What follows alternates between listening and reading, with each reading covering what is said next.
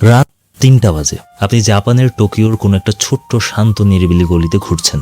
আপনি হাঁটছেন, আপনার ক্ষুধা লেগেছে, আপনি ছোট্ট একটা দোকানে ঢুকে পড়লেন। সেখানে আপনি পাচ্ছেন গরম রান্না করা খাবার, এটিএম বুথ, সদ্য বের হওয়া ম্যাগাজিন, পেমেন্ট কাউন্টার আর কনসার্টের টিকিট পর্যন্ত। না, এটা কোনো মল না, এটা হচ্ছে ছোট্ট একটা দোকান যেটাকে জাপানিরা বলে কনবিনি। আর এই কনবিনির বিজনেস মডেল এতটাই নিখুঁত যে এটা হার্ভার্ড বিজনেস স্কুলে পর্যন্ত পড়ানো হয়। জাপানে কনভিনিয়েন্স স্টোর আছে 55,000-এরও বেশি, তার মানে প্রতি 2,300 জাপানের জন্য একটা দোকান।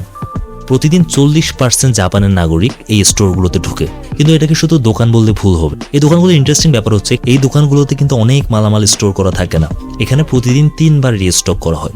সকালে অফিসগামী মানুষজন কফির জন্য আসে, দুপুরে লাঞ্চের জন্য আসে, বিকালে বিল দিতে আসে, রাতে বাচ্চার ডাইপারের জন্য আসে, আর গভীর রাতে অনেক বৃদ্ধ মানুষ স্যুপ খেতে আসে।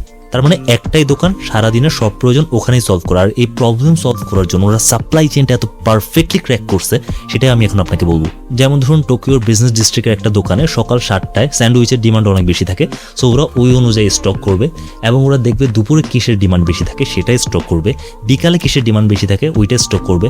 এর ফলে ওয়েস্টেজ জিরো হয়, প্রফিটও অনেক বেশি থাকে, আর স্টক আউটও তেমন একটা হয় না, কারণ কনস্ট্যান্টলি রিস্টক করা হয়। আমেরিকান অনেক কোম্পানিও এই পদ্ধতি এখনো রপ্ত করতে পারেনি।